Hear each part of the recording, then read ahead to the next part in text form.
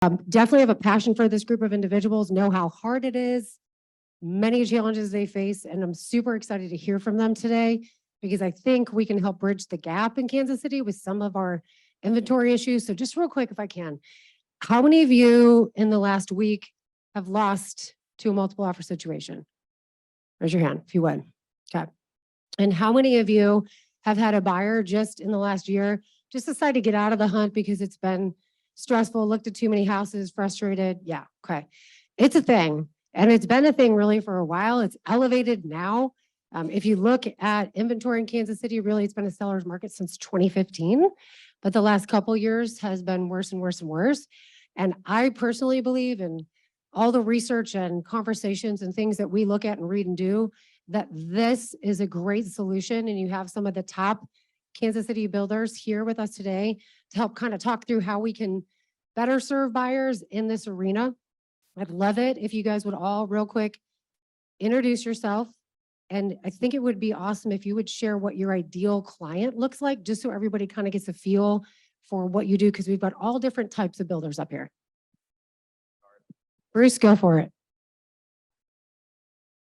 I'm glad we separated you and Jerry. Yeah, Jerry and I can't sit next to each other. Jerry used to be an on-site agent in one of the developments we're in, and we had a lot of fun together. But anyway, that's all I'm going to say about Jerry. Bruce Rieke, Rieke Custom Homes. What my ideal client looks like is, we're totally custom. So when you truly become totally custom to meet the needs of the quality and some of the stuff we have to create, you have to have a higher level subcontractor that can handle some of the stuff we do, which means the price goes up. So our most of our people are mid 40s and up. A lot of them paying cash. Some not always big, some big. It can be, probably our range is 3,500. We got one coming, I think it's gonna be 12,000 feet. So it can be anywhere in between. Somebody in here just asked me a little bit ago, do you only build big? I said, no, I'd rather build small. They're easier. The big ones are a pain in the ass. But anyway, so that's pretty much my client. And Bruce, price point was like 1.7 and up? Yeah, I'd say probably $1.5 million to whatever the top is. Okay, perfect. Give him a price point just because I think that will help everybody. I know you guys can do a variety, but all right, sir. All right. My name is Jeff Gifford with Rodrock Homes and Rodrock Development. And I guess our ideal customer is, we build a lot of different price points and ranges from anywhere from, I guess in Johnson County, the starter price point of probably around 500 up to, 2 million plus. So we have a lot of different buyers that are out there that we support in Johnson County. From a spec buyer that we have a home that's already under construction that may be able to close within 60 days, or something that we do as a custom, maybe not as custom as what Bruce does, but we still offer that custom house that we have that will work with the buyer to design something from scratch that we build on their site or in Loch Lloyd or a tear down in Leawood. So we kind of cover the whole spectrum of home building, mainly in Johnson County. And I guess if you look at it, our ideal customer would probably be somebody that is easy to work with, right? And that has— That's everyone's ideal customer. Yeah. Right. That also has an agent. A lot of times what we want is we want them to be represented. So if we have an issue, that we can call that agent to ask for support and, hey, come in and support us on this deal. Because once you get into new homes, it is a different beast on what we go through. And it's not always bad. There's a lot of good and rewarding things. But to have an agent on our side that we can reach out to, so we're always not the bad person or the good person, that we can share in that communication, is probably best.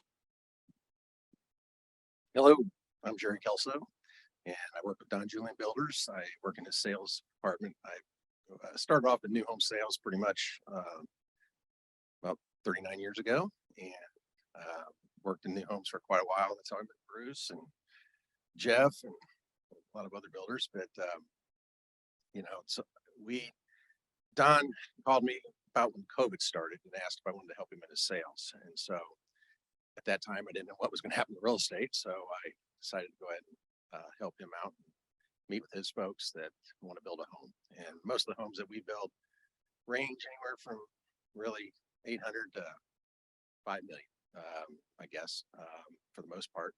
I'd say our best range is probably between 9 and 1.7, 1.8, around there. We build in a lot of different areas, up north, Johnson County, Clay County, Cass County, Platte County. So Don has about 13 models, about 50 specs out there right now.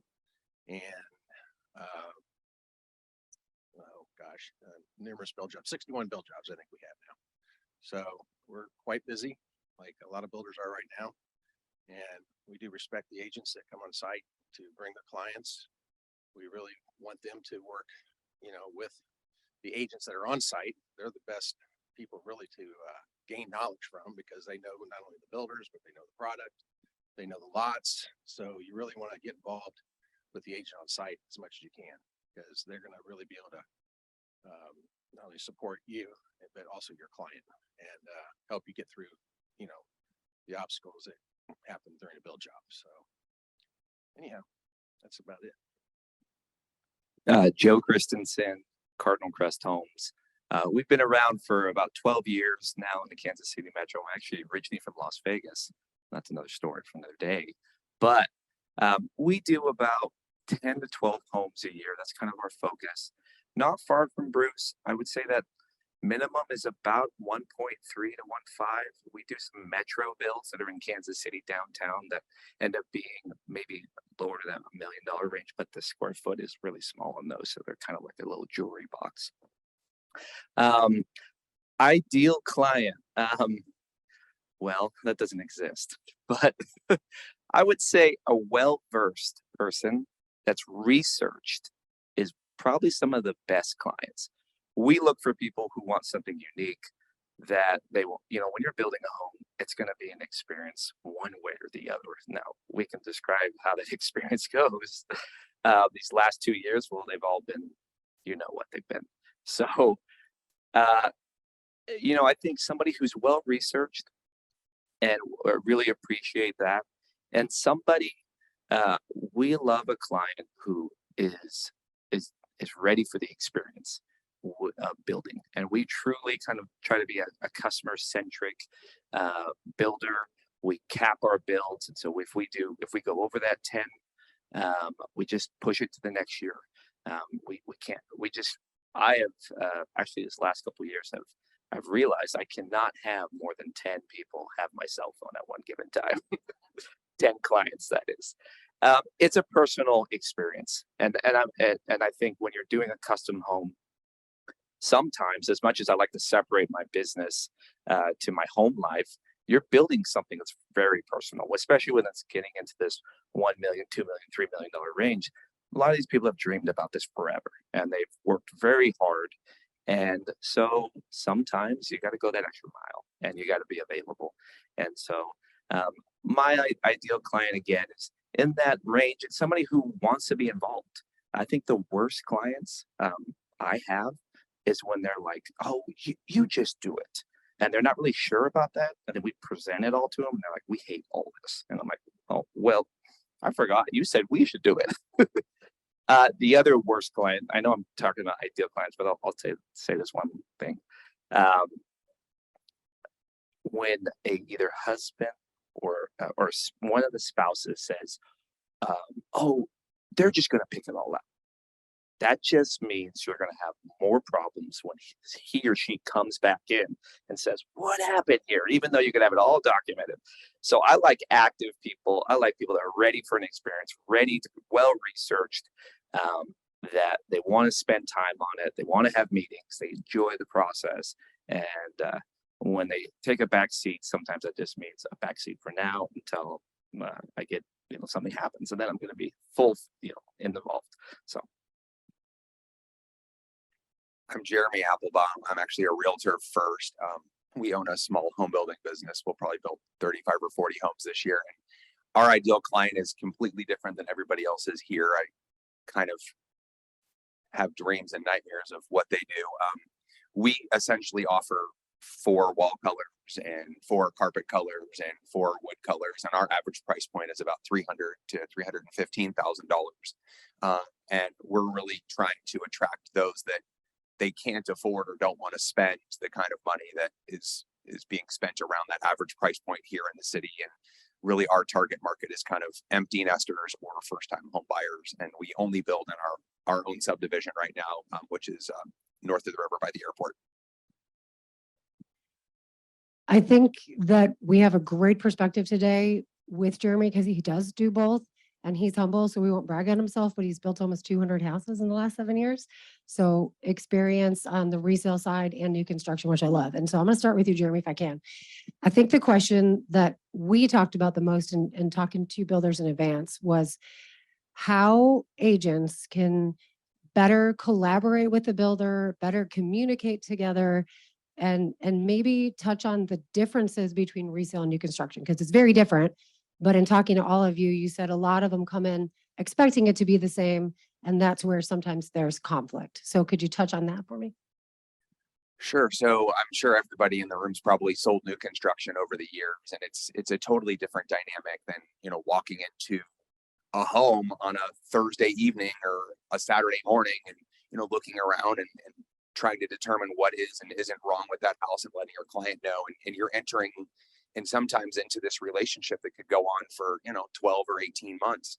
And I think what I found the most valuable thing for a realtor to do when entering into a new construction opportunity with a client is to really listen to that client and communicate well with them and document their wants and needs, and then try and translate that in that first meeting with the builder and be more of their advocate of, remember you said you wanted this, and kind of help them remember what they're there for at that builder meeting and what they're looking for in that new home. Because I think as a lot of these guys will tell you, the prices spiral out of control really quickly.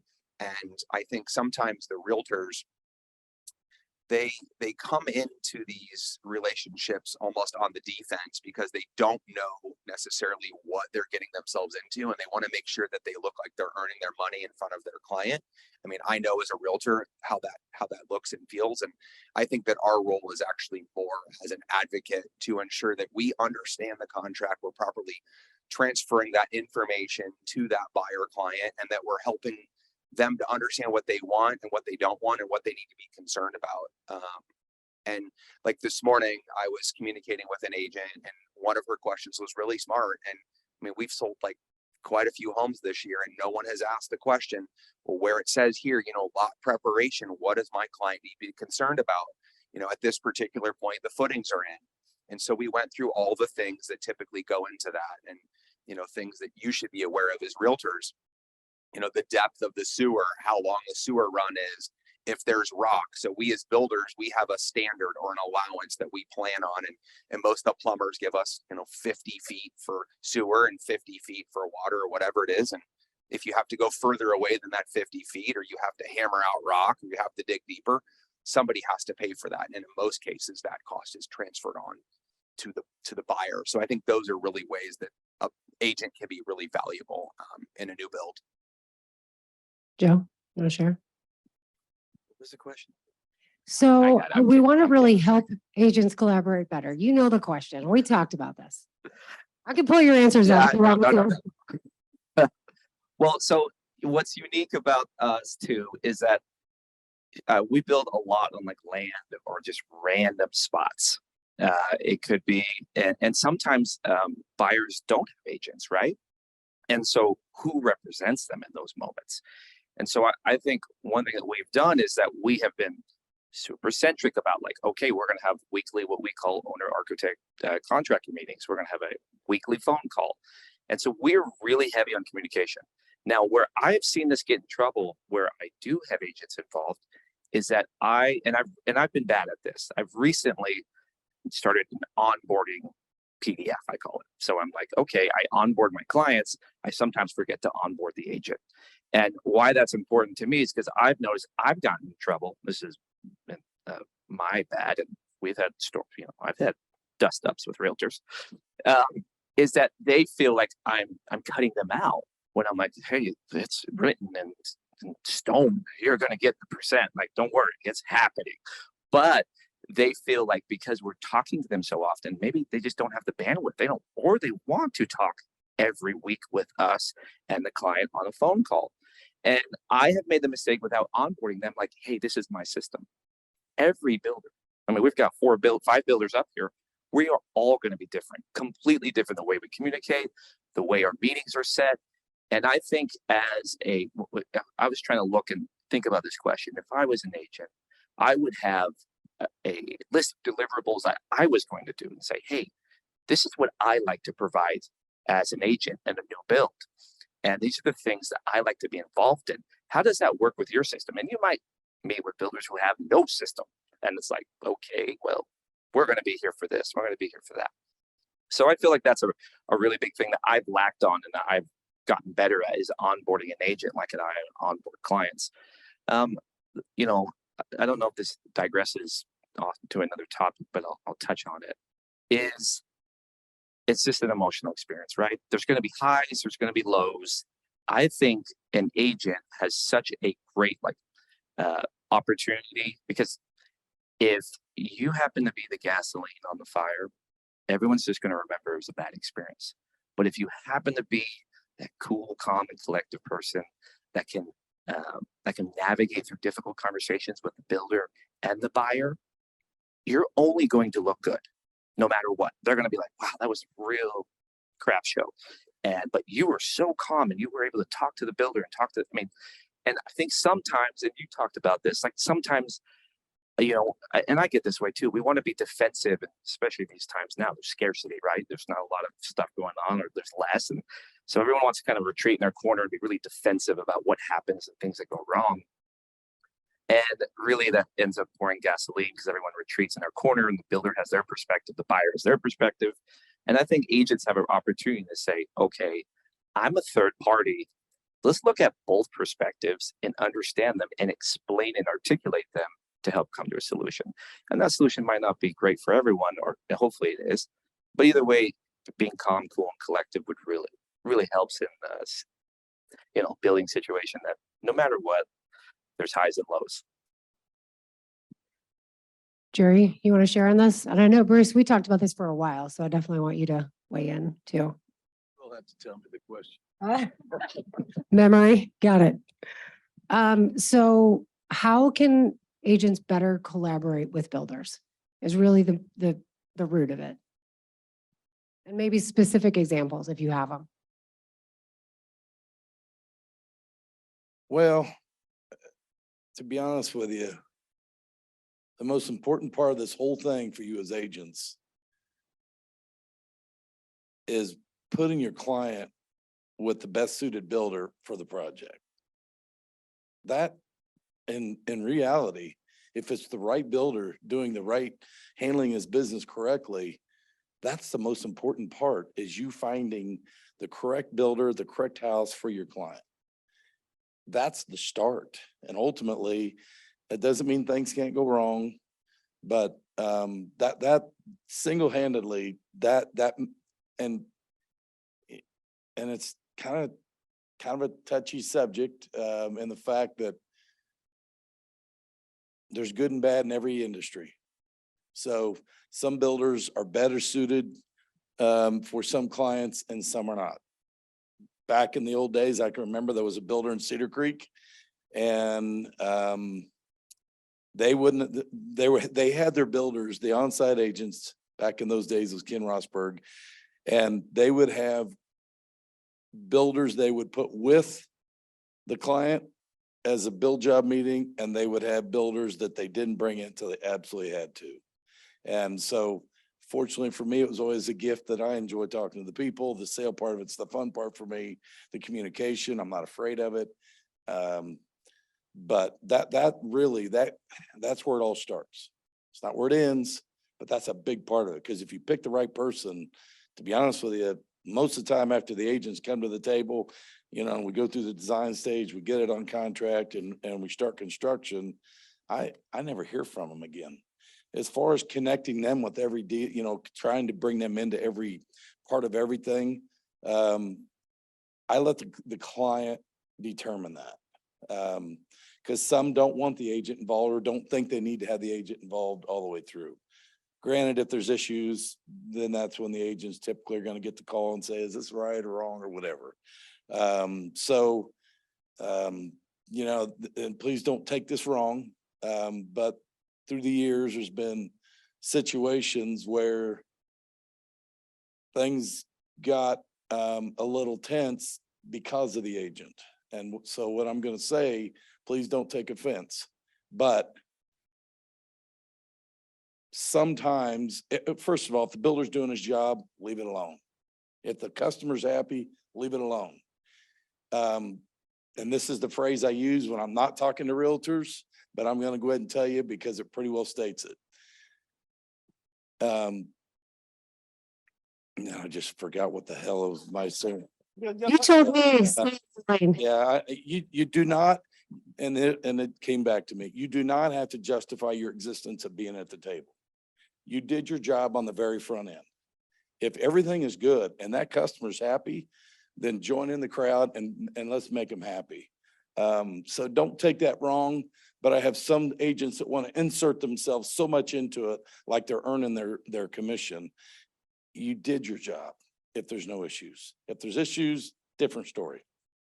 Different story. So just a little word to the wise, because I've actually had customers come back to me and apologize and say, you know, I wish she wasn't there or wish he wasn't there at the meeting because we didn't need to have that conversation. So, you know, we built, I don't know, 1,500, 2,000 homes, whatever it is.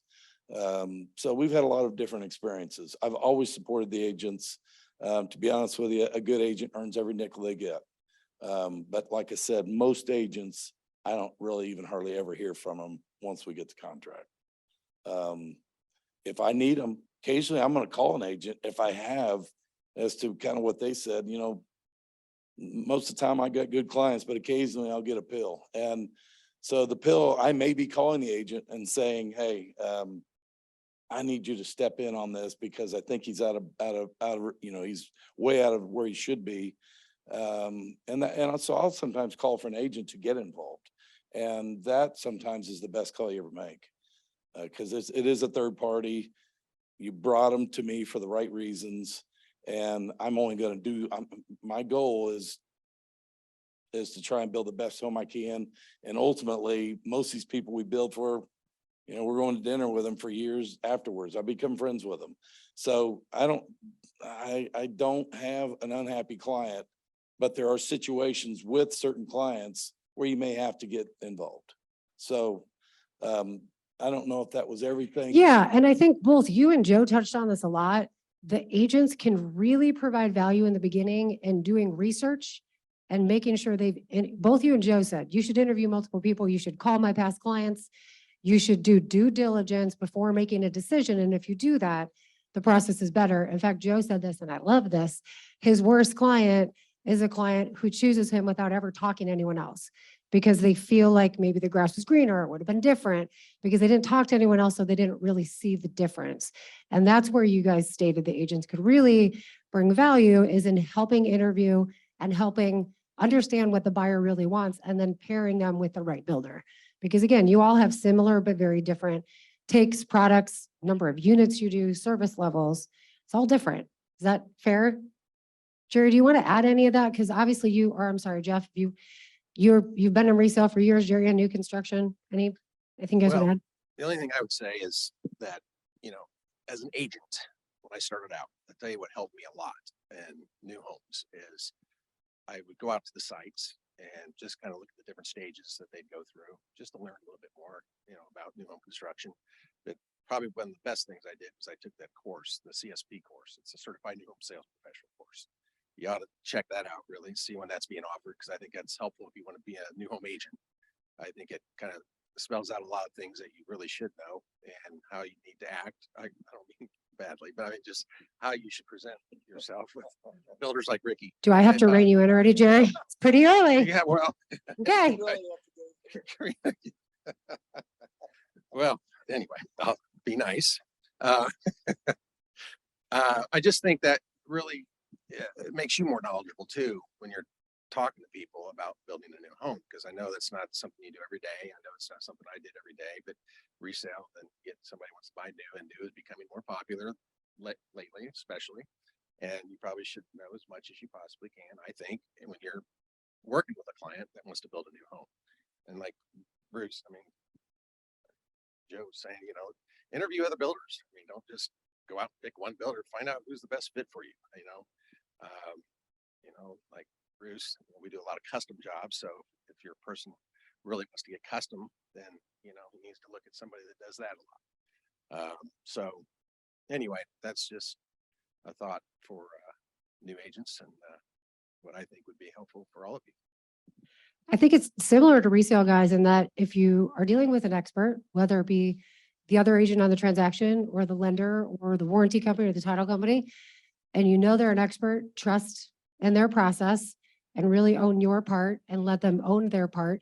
And talking to them, what most of them said is they love agents, they want to collaborate with agents, but they just don't want this combative feeling. And when that happens, everyone retreats and the experience is different. Is that fair, Yeah. Jeff? I guess the only thing else I would add is, I mean, we have from Rodrock, we have a lot of different new home communities. We have probably 15 plus on-site agents that represents our models at all times. And one of the biggest things I would say is to get it there and trust the agents when you go see them on site. They're here to make you look good and to support you. They're not here to take your clients and try to take them somewhere else.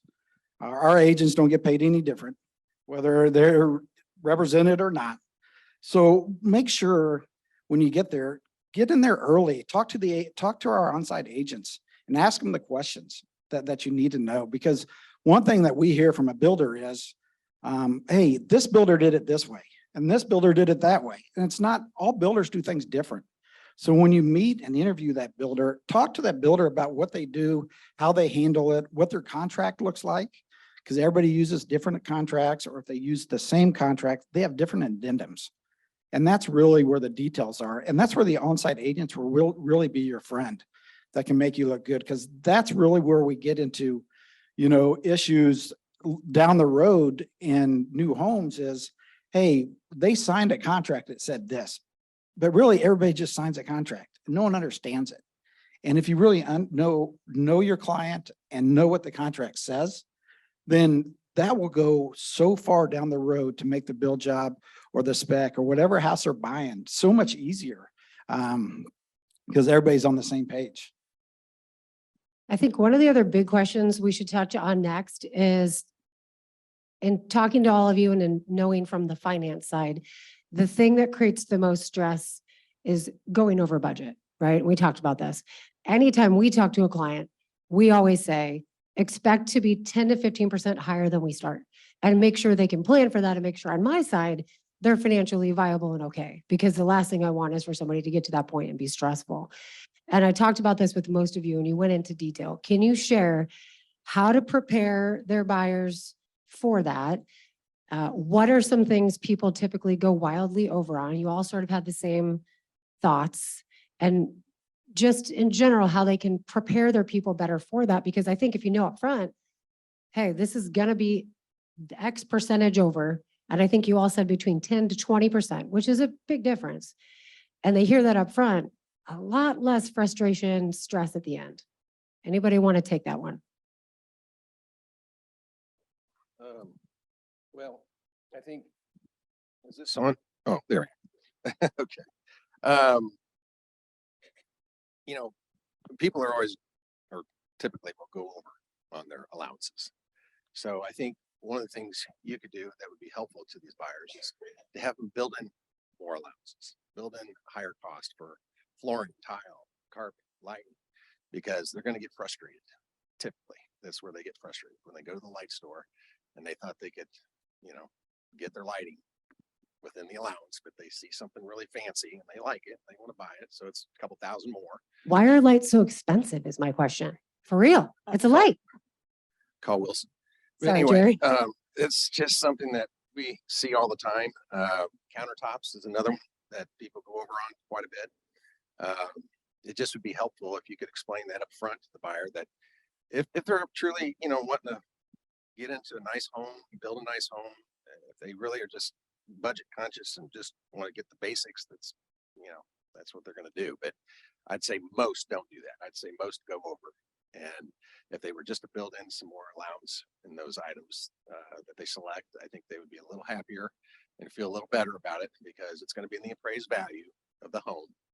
You're not doing any harm here. You're actually helping them in case they do get a divorce and they have to sell. Then they That's have a that later built in. question, Jerry. Well, anyway, We haven't gotten there.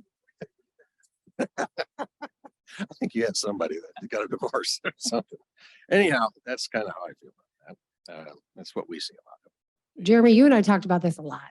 So, oh, I'm sorry. Are you still talking? I thought you were getting ready to sing your karaoke the way you're swinging your microphone.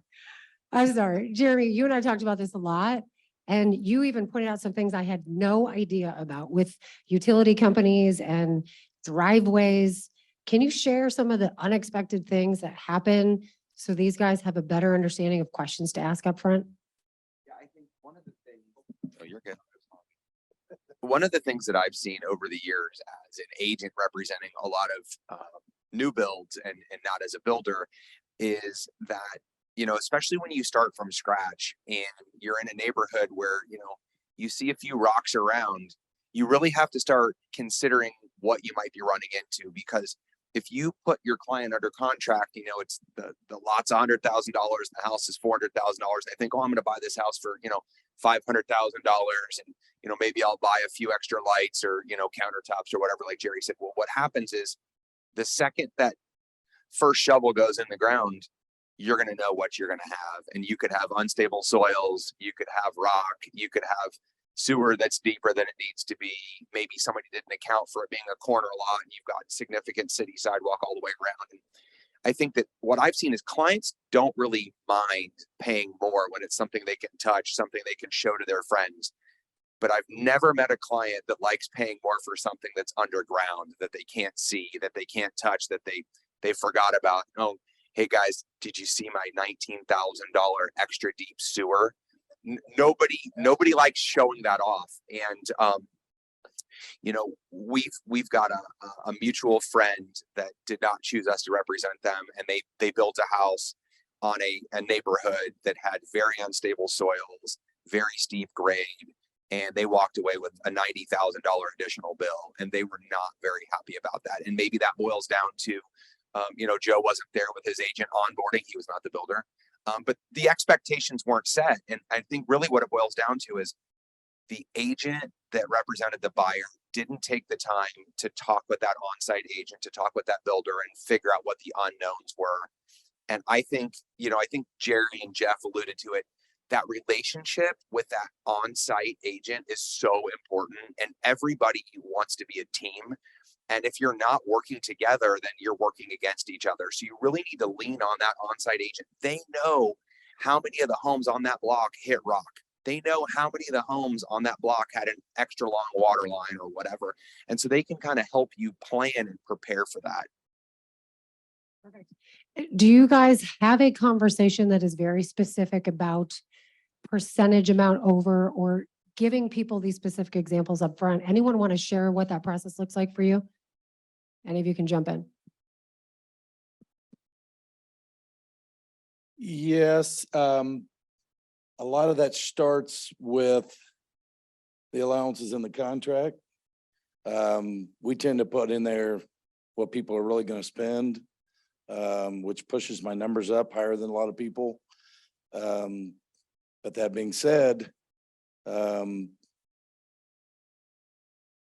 the biggest nightmares I hear back is, unfortunately, there's a lot of times that I'll lose deals and the people circle back a year or two later and tell me how big of a mistake they made with the direction, with who they picked. What I hear a lot that comes back to me, even from subcontractors, is the fact that they didn't do their homework and the allowances in their initial deal are way too low. Which can lead to your extras, having a lot of change orders and spending a lot more money than you knew. And it could be anything. But, touching on a few other things here is expectations. You have to talk, as a builder, I have to talk about expectations.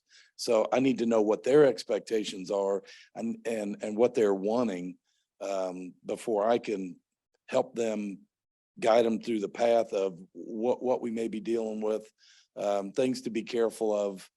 And when people spend money and they're spending a lot of money on whatever it may be, we're totally different because we're custom and everything's cost plus. So there really isn't change orders so much as it is an email approval for what they have gone and picked, and they know exactly what they're spending before we spend it, because then they have an opportunity to go back and reselect. The other thing is, part of that expectation is understanding where they're at financially. Some people, they got the money to do what they want. Some people, they got a number and they got to meet that number.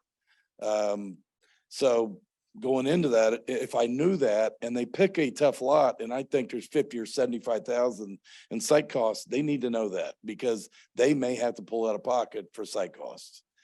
They said it, nobody wants to spend money on site costs, but it's probably single-handedly the biggest thing we talk about initially, because you don't know. You never know what the heck you're going to dig up when you dig. Sometimes it's a piece of cake. I remember early on in my career, I had one where the development had dug a hole and burned trees when they developed the property. Of course, nobody told me anything. The developer went broke. So you go in there, you dig the hole, and half the hole's on a burn pit and half of it's on native material. So we had to pier it. We had no choice. But how in the hell would I know other than go out there and do borings? And nobody does that because nobody wants to spend the money on it. So anyhow, I mean, it could be an old ravine from a farm field that got filled in, and next thing you know, you dig it up and you've got nothing but fill. So I refuse to put it on bad material. I educate them. I grew up pouring basements, so if there's something I understand, it's from the ground up. And I'm sure glad I got that experience because it's came in. I mean, some of the stuff we get involved with in foundations sometimes, I'm glad I know what I know, because it helps me keep my customer out of trouble. But I tell my customers, or I tell people that your problem, my problems become your problems become my problems. So let's try to eliminate problems, which means you're going to do things right so they don't have issues later. Yeah, Joe, go. I think it's on. This is your mic. It has problems. Just to echo what Bruce said, all allowances tell a story, just like all numbers in the end. Like if you geek out on finance or accounting or graphs or metrics, a $5,000 appliance package is going to be much different than a $15,000 appliance package. We can all immediately start envisioning the two, right? When I say those, the same thing with $3,500 lighting allowance to $20,000. We automatically know what stores are not going to be involved in the 3,500. And so I think it's not a bad, now let me set the precedent. It's not a bad thing to have lower allowances, because sometimes as a builder, that might be, that's not my, how I build homes, but I'm doing custom homes that a lot of people can't afford. Now, if you're a builder who's saying, hey, I want everyone to know that they can get in at this level. You can spend $4,000 on lighting. It's not going to be the Pinterest one you dreamed about for 30 years, but it could get there in 20 years after you upgrade it. But that's not a bad thing. And so I think as an agent too, understanding those allowances, but then also selling them. If this is, knowing that, hey, you're going to go over this and you don't have to, but he's just saying, this builder, he or she is saying, this is the bare minimum. You can get into this. You might not be happy with it, but you can get into it. And so I don't think having lower allowances for certain, because I know a lot of production guys have lower allowances. And I think and I used to work for a production builder in Las Vegas, and we had stupid allowances. And there was also a power 3, couldn't even choose anything beyond the 3 options. But we made homes affordable.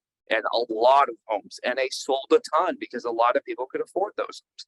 And that's not a bad thing. I think, I think back, I recently, like 6 months ago, bought a Traeger, and I've been waiting to buy this certain Traeger for like 2 years because I'm just an idiot, and I had a really cheap one, and I'm kind of cheap on this kind of stuff. And I was like, okay, when I buy the one, I'm going to buy the best one, and I'm going to buy it.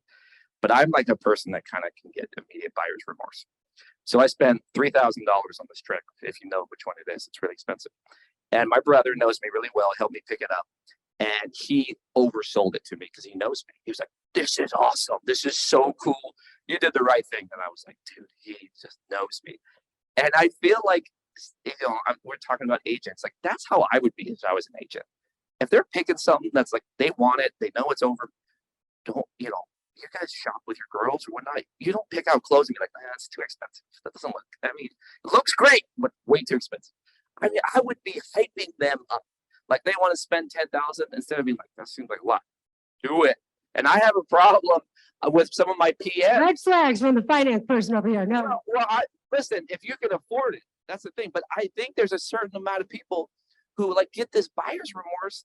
And if they can afford it, don't talk them out of it. You can steer them in the right direction to be their agent. If you know their finances, if you have this open conversation, I think sometimes we're like, well, that seems like a lot. Maybe the builder's like screwing you here, or maybe he's making a ton of money on this. You know, instead, I think you could be this cheerleader and saying, hey, this seems like a right decision. This looks beautiful. I sometimes feel like some agents I've dealt with, and even my PM, who was always like, I don't know, it seems expensive. He says that about every selection. I'm like, shut up. Like, they would love it. Support them. They selected it. Like, they freaking love this thing. Make them happy about their purchase. And so I think there's a balance there. We're all cost plus, just like Bruce. And so we're not hiding anything. We have to make our money, and we want to give a great service. And so I think there's a balance there of, you know, selling selections, making sure they're in budget and they can afford this. I don't want to be irresponsible. Let's just chat with their finance person. Exactly. Okay. Yeah, but being a good partner in there, I think, makes the experience more fun.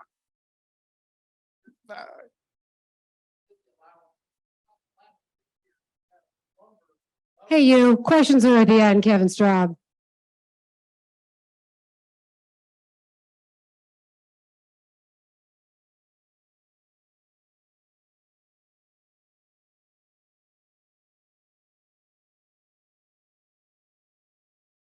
Right, I'll jump into that. You know, we build a lot of different houses. You know, we have 150 houses under specs, under construction today, that are out the market at different phases. Some have, you know, some have foundations in them, some have paint and getting ready for finishes. So one of the questions we talk about allowances or lumber allowance, building from scratch isn't for everybody. I mean, it's not for every single buyer that you have out there. Some buyers that do have the extra money that can take the risk, because now lumber escalations is here. It's been here.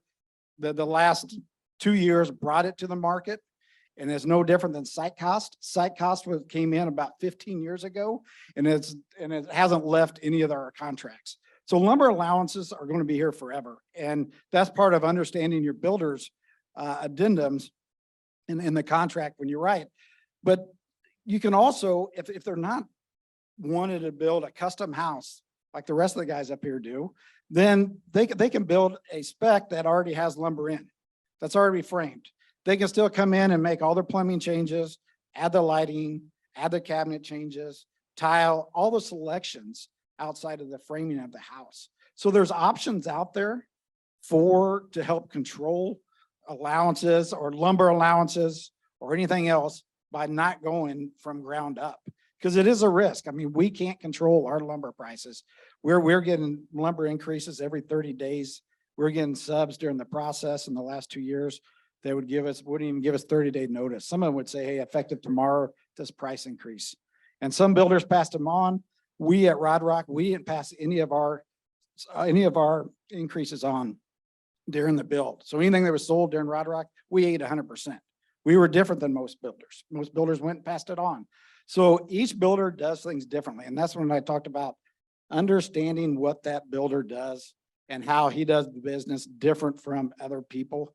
All those things add up to who you should choose as a builder, where, or what stage should they do a build job? Should they do something else under construction?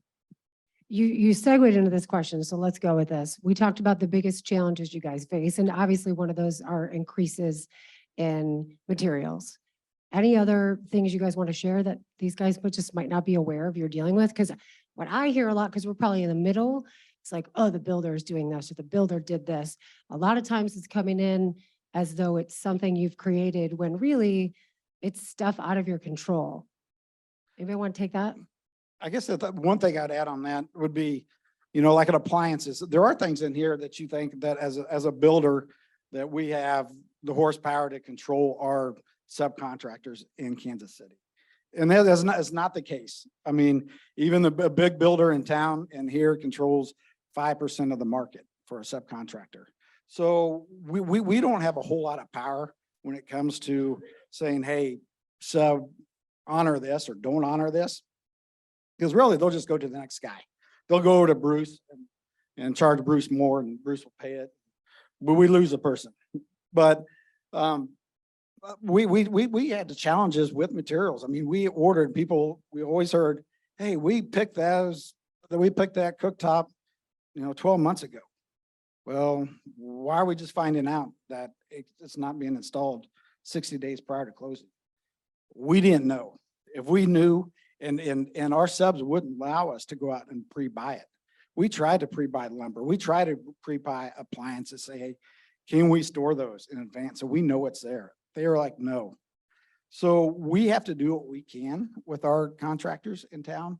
And that's our battle that we had, that it was as much stressful for us as it was for the buyer, that we're fighting with these subcontractors every day, trying to get someone either to show up, someone to hold prices where they were, someone to deliver on time like they were supposed to. And if they didn't, what were we going to do when they didn't have a cooktop and we needed that cooktop to pass code to get it moved in the house? So we had situations where we put temporary appliances in and then we replaced them later. I mean, we tried to work with our buyers, but it was a challenge. There's so much that goes on in the build that, I mean, the builder doesn't have control over. And I think, we've gotten some of the material prices under control. Now we have this whole new set of issues, depending on the municipality you're building in. There isn't enough city support to turn the permits quick enough.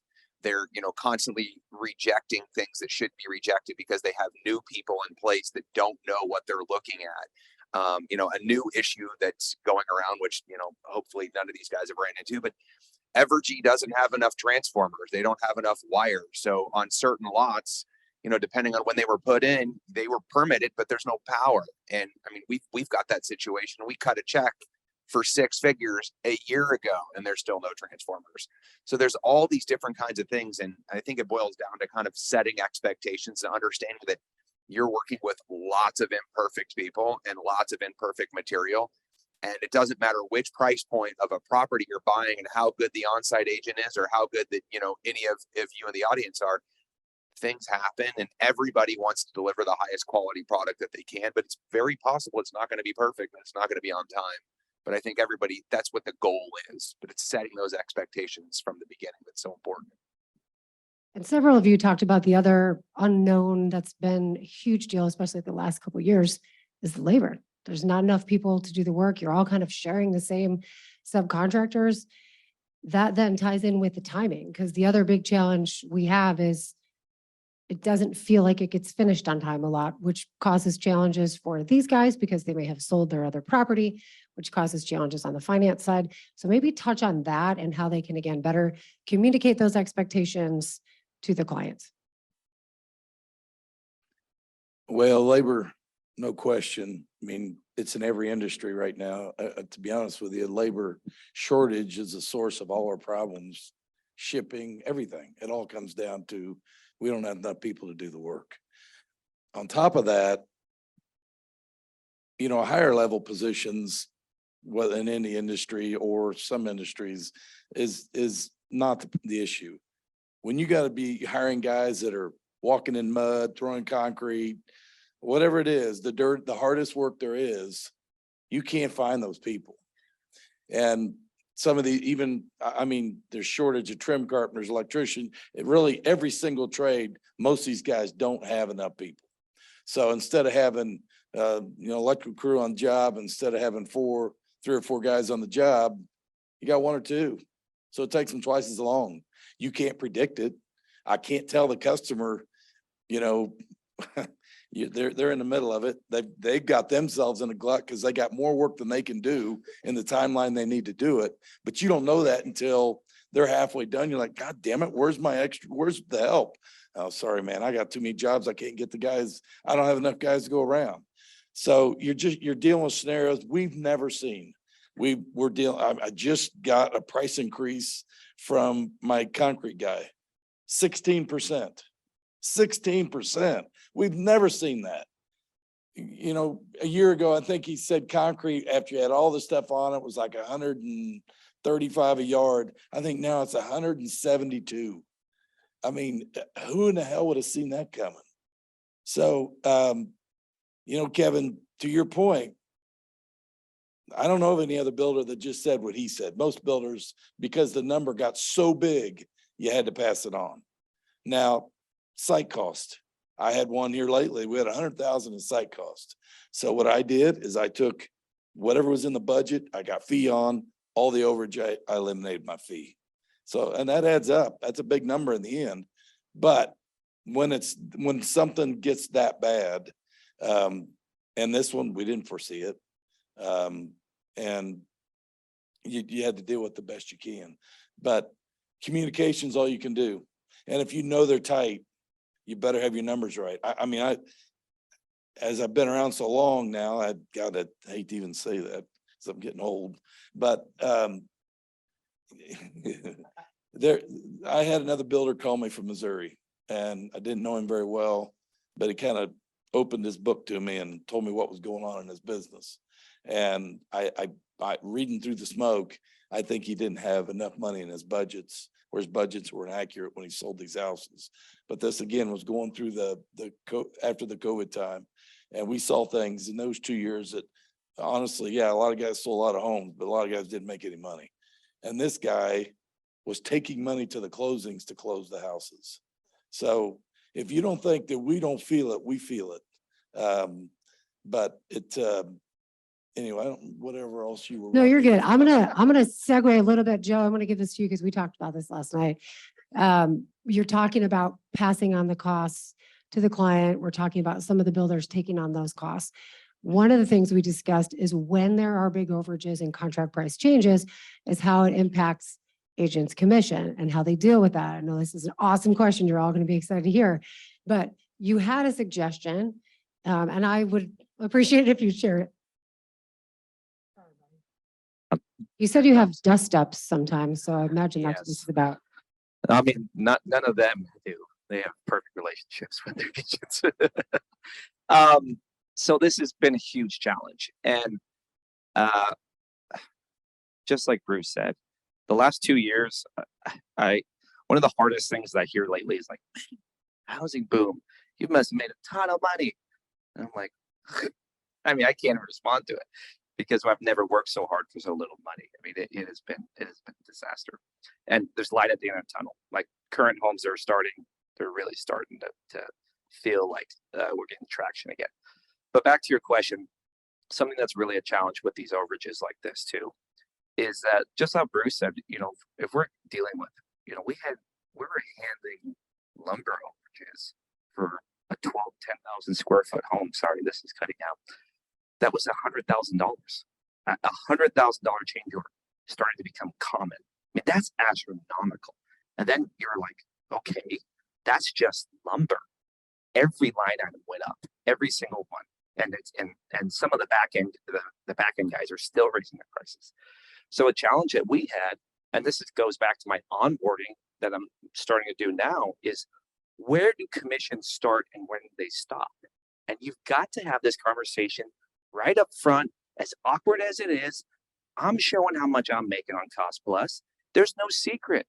3% to the buyer, 3% to the agent, the seller's agent. That's just what it is.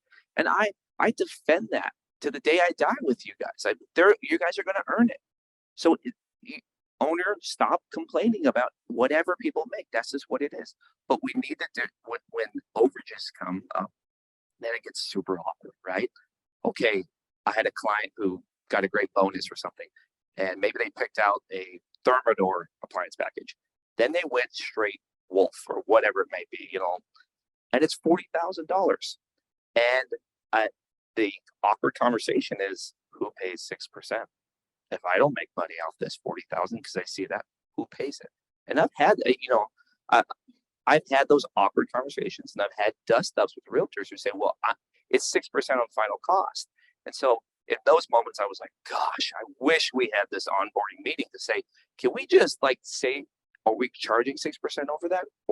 And I get in the middle of discussing your commissions, which I don't want to be.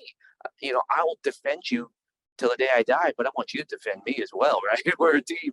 But all of a sudden, I'm discussing your commissions and how it's split, and it feels off. And it feels off too. And it's a problem. And that happens as these overages kept happening at an astronomical level. It was like every week, well, this guy came in and now he's 15%. This guy came in. And then because we didn't have these final price or contract price, we had these really hard dust up meetings of how much are we charging commissions on? And that gets super awkward, and everyone feels like, well, you're trying to take my money. And it's like, nope, we were bad and didn't discuss this at the beginning. And that's where I feel like, again, I hope that answers that question, that I feel like an onboarding, if you're going to be an agent for a build, even if the builder doesn't have it, I would hit this right in the nose and say, this is what we charge, and this is how we're going to charge it, and this is how, going forward, because site costs, whatever it may be, escalation clauses, we can have easily 6 figures over. How do the commissions work on those? You can set the expectations up front, like Jeremy keeps saying. It's going to make a smooth ride the rest of the build. That's perfect. And later, I want to understand what a dust up is, since we've talked about it 3 times now. Jeremy, do you have anything else on that from the agent's perspective, since you are definitely dual? I've always just understood it, quite frankly, that at the time of contract, whatever that price has been set at, that's the commission that we should expect. And if somebody gives us a bonus, then we should, thank them and move on. I don't know. Okay, I just want to make sure. Let's move to an easier / more fun question possibly for a minute. What are some of the latest innovations and trends that you see people moving towards? Anybody? You all gave me very different answers, by the Well, way. interestingly about that, sometimes the customer has the trend before you know it. And sometimes I love Pinterest, sometimes I hate it. Jeremy in my office will tell you, we don't allow Pinterest. But, I don't know that this contemporary kind of modern look obviously is not everybody wants it, but that's a pretty hot item right now. The finishes aren't so heavy, little simpler finishes on the inside. Gosh, wine rooms continue on. With the internet, there's so many products to pick from, so many different things you can research and find. And, these quartz tops, I mean, some of the stuff they got to pick from, granted, you got to make sure they know what the hell they cost, because they can go up quick. Go from $45 to over $100 a square foot for granted. Or how about 200 or 300? So, those numbers can grow quick, but,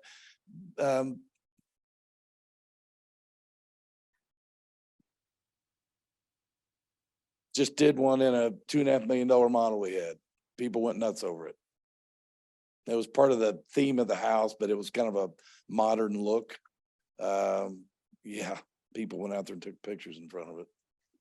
Not with me. Tell you, one of the things we're seeing a lot of is, especially since COVID, is private offices, real nice offices people want to have in their homes now. A lot of reason they wanted to build was because they're working at home more. They're also doing a lot of neat outdoor living areas with fire pits and just outdoor grills and kitchens. and bars and, you know, things like that. So we're seeing a lot of that. Pool, swimming pool, of course, became real popular once COVID hit as well. So we're doing a whole lot of pools too. So just to add to what Bruce said about modern, definitely modern and contemporary is a lot more in than it ever has been, I think, that I'm aware of anyway. We're seeing a whole lot more of it. If I see any more black trim and white houses, I don't know. I hope there's another color that comes out. Anyway. I would say like the dining room is finally dead, which is a good thing. A lot of them have become offices, and the great plans have maneuvered that area to make it a true office and make it feel like an office. Another great design that I really loved and seen it come through is the prep kitchen, and even in that prep kitchen pantry, we're putting microwaves in there. We're cleaning up space in the actual kitchen for more prep. And I think it's really cool to just make your kitchen area a lot more functional and stick a lot of, and pretty, and stick a lot of the functional maybe appliances or different things in the back of the kitchen behind a wall. And that's almost becoming a standard these days in a lot of our houses, where we're having two sides of a pantry. We're having the, dry goods storage, if you will, and then more of a prep kitchen area, which is becoming extremely popular. Yeah, to add on to that, I'd also say closets, master closets. We're seeing a lot more people spending money on their master closets. Before it was just kind of a simple closet. Now we got glass, we have custom lights, we have chandeliers, they're spending as much money on their closets as they would any other room in their house. And then I'd say from a wood species, I think we're seeing more stained wood coming in. Whether that's, rift and quartered white oak, or whether that's some exotics or something like that, throughout the house. And that's just not the enameled kitchens that we've seen in the past. So I would ask the group, since you've got this whole panel of custom builders, the thing that I personally see the most when I'm out showing property is everybody wants a place to take off their shoes and sit down and hang up their coat. And I just think that every home moving forward at every price point has to have some kind of a functional mud area, mud room, boot bench, whatever. I think that's the biggest thing that everybody wants, and nobody wants to walk into that kitchen anymore and they have to look and they're like, God, where am I going to, take off my shoes? I'm going to trip over them, or where am I going to put that trash can? Those are just huge things that we've been seeing. Are there any trends or things you're seeing that you guys don't love? I know you touched on one of them, Jerry. Anybody else that you see people doing that maybe you think is a mistake? I'd second Jerry on the black, all that black enamel. I can't wait for that to go away, just from a touch up and a maintenance. I mean, it's a tough thing to keep clean and ready throughout the process. Enamel cabinets. Enamel cabinets, it's almost impossible to get them to the finish line without having to touch them up, which means you're going to have dings that you're seeing touch up paint. Nobody wants it. You can't just touch it up, and they're going to wear the same way. So if there's something you want to be on their team and discourage them, go away from painted cabinets, because they're going to hate them in time. And it's very expensive to change it, because you're seeing the old honey oak stuff that we put in the 90s. Now I'm going back in, and I don't really want to remodel, but I get sucked into them because people won't let me say no. But we'll go into those things and paint those cabinets. Man, they look awesome. But God dang it. I mean, going back in there 2 years, especially if they got kids that are hard on things, and you're going to see corners nicked, and it just, I can't wait till nobody wants enamel cabinets. Okay, let's talk about real quick and then we'll go to questions. What do you see happening in Kansas City? And I talked with several of you about this for a while. The main thing being that people's expectation of what they can get for a certain price needs to change, that perhaps they go in wanting to build their dream house, they've been saving for years, and what they can actually get is not what they thought. Maybe talk about where you see prices going, and also touch on permits and things like that if you have knowledge on that you can share. I know I have to wait. So here's some kind of interesting statistics, and hopefully I can explain this correctly. The previous cycle before the Great Recession and the housing bust in 08, there was roughly 40,000 permits, single family permits pulled in a 5-year timeline. It's like maybe 45, I think it was. And I spent too long going back to the HVA permits just a couple months ago doing this.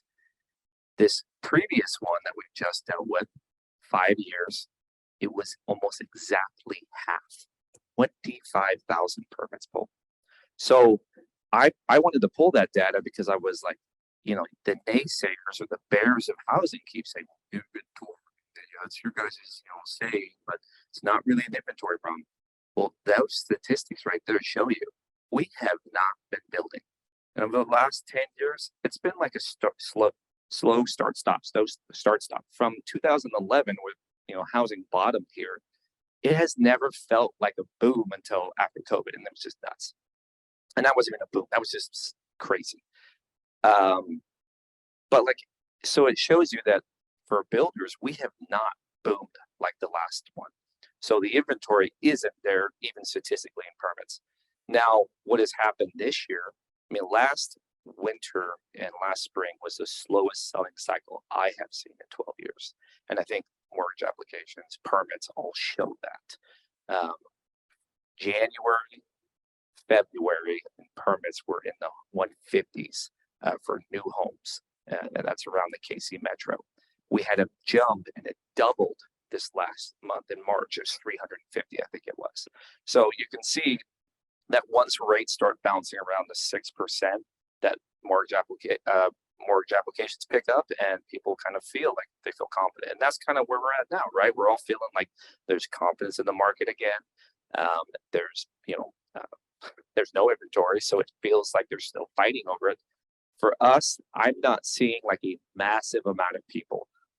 Most people, I get a ton of leads, more than I've actually ever have. Most of them are unqualified, and most of them can't understand how much more a new home costs. And our inputs are just that much more. And frankly, I'm not going to build, it's not worth it to me to take on the risk of what I just went through and all of a sudden make a lot less on a home. There's too much risk that we have just dealt with, and we've all been burned. And so people are wondering, when is that bottom going to drop out? Well, I asked that question myself too. I don't know if it will at all. And the scary thing about that we're dealing with is that we are building, right? I'm not building much. I'm not really a big spec builder, but the permits show there's a little more confidence, but not a ton. And I think the biggest worry that I have as a builder is that if the faucet turns on again in 2 years, we're going to be another problem that we have now. There's no inventory. And I don't really know what's going to happen with that. I think it's going to be builders are going to struggle. Labor is going to struggle. I think we're probably going to be slushing through this until we can get enough confidence to ramp up again. And that's not going to come overnight. It's just going to be a slow dredging kind of thing. And I don't mean to be pessimistic. I think we're finding opportunities. We have to be the best we can be. And there's lots of opportunities out there. But I don't think we want to look at this housing recession, because by all metrics, new homes, it was in a recession by all statistics. We want to look at this in our previous time frame, like it's 08. It's gotta be. It's gonna crash. And your houses are so they're inflated. It's just a different housing market, and the numbers show that. Who else? I know. Prices are not going down. They're still going up. Lumber came down. There'll be a game played. They'll shut down mills to create demand, and it'll shoot back up. Because they're losing money right now because they got so much inventory. So if you got a customer waiting, thinking prices are going to come down, this is the new normal. Labor keeps going up. 2 years ago, you could hire somebody for probably $18 an hour. Now it's 26 to 28. Yeah. So not all of them are making that, but I'm just saying labor's going up. It is not coming down. And that's everything. So if you got a customer thinking we're gonna see this thing dive and they're gonna wait, they'll probably pay more. Well, you, Jeremy, and I'd love for you to share, because you still have an affordable house price point. Do you see that continuing? How much do you see that going up in the next couple of years? I think the definition of affordable is going to continue to change.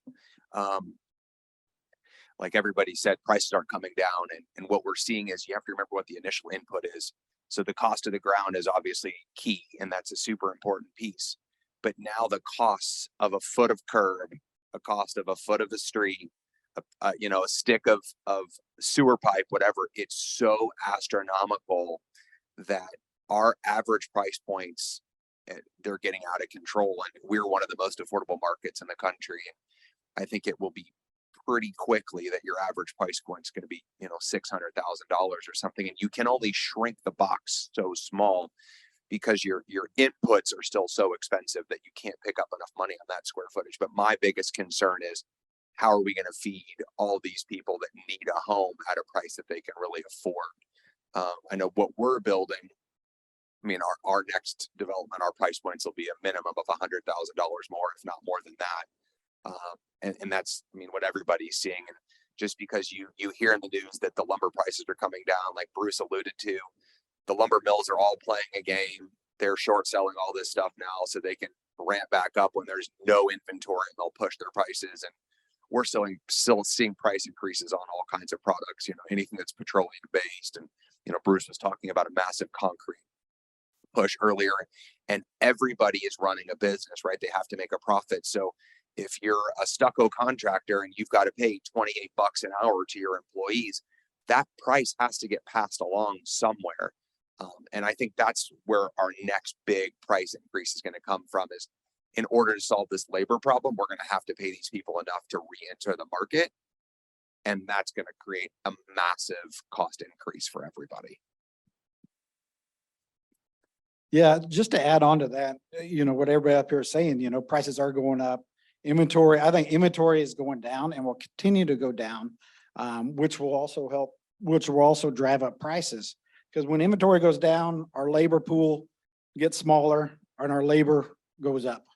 And especially when we see a turnaround and an increase in sales coming, I believe we'll see a pickup coming here soon because of the shortage of inventory. And also one thing to keep in mind, also in the new homes, at least in new homes communities, are that in the neighborhoods, the amount of lots that are able to be built on around here are going down as well. It's tougher and tougher to find a lot, and the lots that are available, or either you can find them, for $60,000 that has $150,000 worth of site cost into it, where everybody looks like, wow, that's a cheap lot. But keep in mind, that's a cheap lot for a reason. It's been around for a long time. Everybody's like, hey, can you go look at this lot? This thing's so cheap. And you go out and look at it, you're like, yeah, it's going to be more than your house to build on site cost, so it doesn't even make sense. And just the overall lots that are coming online, land's more expensive. Development costs are more expensive. Overland Park's looking at doing concrete streets standard, which adds, anywhere between $10,000 to $15,000 a lot to a new house. So we're seeing our developments, go up 30 to 40% in our lot, on our lot cost, just our cost to develop. So I don't think cost is going anywhere except for up, and I think it's going up pretty quick. I think one of the biggest problems that we have as realtors is that the majority of homeowners have an interest rate of 3% or less. And those people aren't going anywhere unless they can no longer climb the stairs, unless somehow they lose a job, unless they get a divorce, unless they retire and move out of town. So really, you need to become really comfortable with new construction quickly, because I think that if you want to continue selling properties, your clients and you are going to have to be selling more new homes, because that's the only place the inventory is going to be. And as everybody said, that inventory is already down because there was a major lack of confidence last year and there were a lot fewer starts. I know we were sitting crunching numbers trying to figure out, well, we've sold everything we can sell and it's only May. Do we want to start any more houses this year as interest rates are climbing and everybody's retracting from the market? And we made the decision to keep forging ahead, which was really smart because nobody had any inventory in the spring and we had the inventory, but now we're out of inventory again. And so we're all kind of playing this game, and the banks are changing their tune as to how much they'll lend you and at what rate. And at some point it becomes a business decision. Again, everybody here is sitting here to make money, everybody in this room, and you have to make that business decision. So I think that really the moral of the story is get really comfortable with the on-site agents, take everything out of them they know. I mean, when you walk into a Rodrock neighborhood they've been building on for 4 years, those agents know every single lot cost. Just ask them, hey, on 157th Terrace, how many of those houses went over in rock charges? And then you can kind of figure out, well, this is what I need to plan for my customer. And now you look really smart with them and you sound really educated in that model home, and you can really start forging that killer relationship. And Joe can onboard you to his process and everybody's happy. But new homes are really going to be the key to kind of trying to move this inventory crisis forward in some fashion. I think you're going to be seeing smaller, more expensive homes here, and probably more attached homes, which were really hard to sell 15 years ago, but the ground's become so difficult to obtain and the infrastructure costs are so expensive. We've got to squeeze more out of every inch. All these cities want more walking trails. They want more parks. They want more amenities. They want fancier entry monuments. Somebody has to pay for that. So it goes into the lot cost. Any thoughts real quick on moving outside of Johnson County or areas where people are looking? Everything that I've read talks so much about the Northland, because ever since COVID, since we've talked about that a lot, people want more space. They're willing to be further away. They're working from home. They may not have to drive into an office.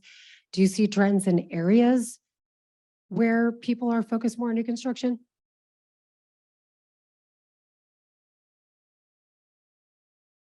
We seem to be finding people who are wanting to buy ground and get away from a lot of this, truly. And then there's that understanding of what it takes to build a raw piece of ground. So there's a lot that goes into that as well. But yeah, we are seeing people wanting to move out away from some of these subdivisions and get their own space. It's just been harder and harder to find some land, really, or what would be lots for a buyer. So it's hard to know, where to go. You almost have to drive around a lot of these outlying areas and see if there's anything that you might have a lot next to a house. Talk to the owner, see if they're willing to sell that lot.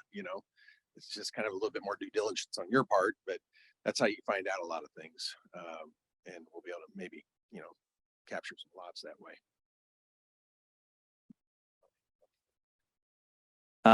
I think you could really kill it as a new build agent if you knew where the lots and land were, because people come to me all the time. Hey, I'm looking for a lot or looking for land, and that is not what I do. I don't have the energy or time or resources. But if you could identify, interview people and say, yep, and your team could identify open land lots, it's a lot of work. You could own that segment. I mean, there's the opportunity there is vast.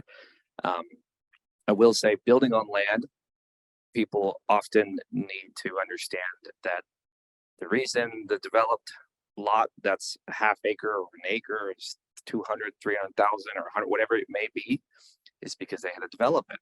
Well, when you build on land, you're the developer, and there are going to be development costs. Roads aren't cheap, even gravel roads, and septic system, utilities, access, all this stuff adds up. So a lot of times with that caveat, building on land, we do a lot of it, and it's awesome. It's really fun, but the site costs are going to be more than if you just go into development. And sometimes people feel like there's going to be savings or something like that.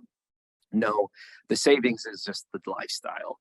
And, I think there's opportunities everywhere around the metro, but I think the hard thing is the resource. Like, legitimately, I have a couple agents that I know in certain areas, but a lot of times I'm even like, well, try this area, try this area. And I'll say this last little bit.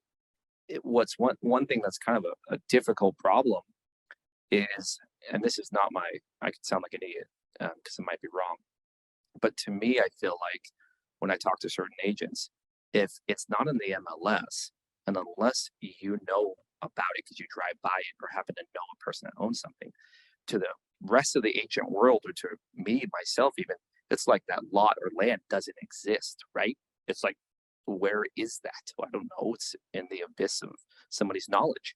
And so there's this big disconnect of like, if you don't have an active listing on an empty lot, it's like it's not there, right? Nobody knows about it. It's not a data point in any system. So the only way to do it is the old school way. You just got to know about them, and you got to keep this database and be that person to be like, hey, I know where these lots are at. And I think, I mean, just thinking and hearing, there's a huge opportunity for agents there.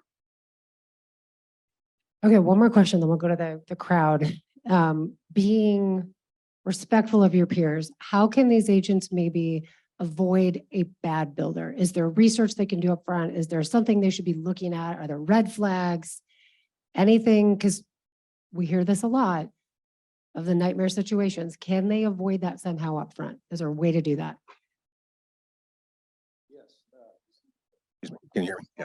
Yes, just call me at Don Julian Builders. You'll be fine. What else is there? Shocker, no. I've told people in the past, if they really want to know, go knock on the doors of people that have built with that builder. You'll get to, then there's no way he knew, no way he called them, say, give me a good word, whatever. I mean, if you want a true testament, that's how you do it. But yeah, they should do the research. You know, doing everything right, it's still difficult to be a builder, and or it can be difficult to build. But you get, and it's either communication or their attitude. What kind of home do they want to build? What's their attitude about warranty? Is when the 1 year bell goes off, or they write you off and you're done and you don't get any more help? You know, I'll go back 5-10 years. If there's something out there and it squirrels ate the holes in the side of their house, I'll help them fix it, but they got to pay for it. If I go out there and there was a section of roof underneath the dormer or something that they didn't take the roofing on up and the squirrels getting in their attic, I'm going to make my roofer go back and fix it. I don't care if it's 10 years later. So, you know, warranty, we really haven't talked about warranty. I don't have much warranty, to be honest with you. To be honest with you, a lot of builders where they really fail is they never really finish the house. If you'll finish your house, finish it, not 95%, finish it. Your warranty usually is not much. Where most guys fails, they never finish the punch list. And where it can get sticky is when, and we all deal with it, we all hate it, is when the buyer wants to move in before the home's done because they have no place to go. You're like, son of a bitch. So, because I don't care who you are, how good you are, they're going to get upset with you because they don't think it's going fast enough, or this guy dinged this. I mean, it becomes very difficult. So at all costs, if you can do it, and we all get stuck, or we got to move them in where it's really not done. But as a builder, if you're going to be a good builder and you're trying to take care of your client, you're still going to finish that house, even if they're living there. You have to finish the house. Your warranty is almost nil if you'll truly finish your house. And that's where most builders fail.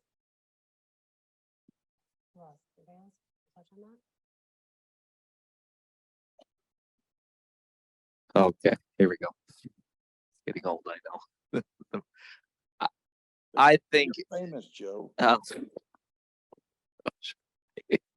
Bruce, I think Bruce, I mean, he hit it right on the nose there. I get people who, I mean, we don't build that much. Rick, 10, 12 homes is not a ton. So people ask me who I build with. And so I would ask other builders that are, if you're going to build a certain price point home that you know that builder doesn't build in, ask that builder, ask another builder that, or that builder says, hey, who would you build in this one? We all know. We know the guys who are active and that are trying to be better, just like Bruce says, that really care about their homes. It's not just a transactional relationship, and it's all gonna matter on the type of home they want. But builders are a great resource, and I give people all types of free advice when they're not building for me, because I only build a small amount of homes. And so people will ask me, well, who would you build in this area? And I'll say, well, who's the builders? Well, I think this is, and I know a lot of these guys. And so I can tell them, hey, I think this guy's great at this guy's good at this. And I don't have any dog in this fight. I just want to make sure that they feel like at the end of the day, well, Joe didn't, he didn't steer me astray. So I think builders are a great resource for who are the other good builders. I get that call quite a bit from agents. What do you think of this builder? So basically, we have to be friendly with you in order to have success, is what you're saying? The mafia of builders. I actually had a question on here that totally is really not related to construction, but since Bruce is teasing you about being famous, I'm going to make you talk one more time. I didn't know who Joe was. Cassie's like, oh, you got to check out this Cardinal Crest. Who is Cardinal Crest? I don't know a Cardinal Crest. I know Don Julian. I know the people that have been around forever. This dude has a huge following on Instagram, like crazy. And when I was doing a lot of research for this panel, Pulte Homes, who's one of the largest home builders, right, said that builders will have success in this market by spending way more money on marketing right now. That we all have to be, and those of you who know me have heard me say, I'm not in the mortgage business, I'm in the marketing business, because that's what you're supposed to be doing, is out creating opportunities for clients. So Joe, totally not construction question, but will you share just a little bit about, because you told me all of your clients come from there, like all of your clients come from that. And I went 3 months deep on your social media, and it is awesome. And it's funny, but it also shows quality product. It wasn't just annoying dancing videos. It was proved quality and also showed that you're a person that I would want to hang out with. And now I have your cell phone. So I'm 11 people that get to call you. Well, we're a couple idiots on there. So if you don't follow us, just forgive us. So we've been doing it for a while. I've been, committed to social media by a book I read, and almost been committed to it for about 10 years. So it's been a slow process. Like, it didn't happen overnight that we just boomed and had all these people following. But here's where I think, one, everyone feels like an idiot doing it. I do. I was just joking with Jeremy. I was totally doing a video in front of one of our houses, and a buyer came up it was a model. And like, they saw me, giggled, and they knew what I was doing. And I was like, totally felt like an idiot. So everyone feels like an idiot doing it. It's just what it is. But when you post it, and it's no one else at that point judges you. It's just like, okay, it's another post.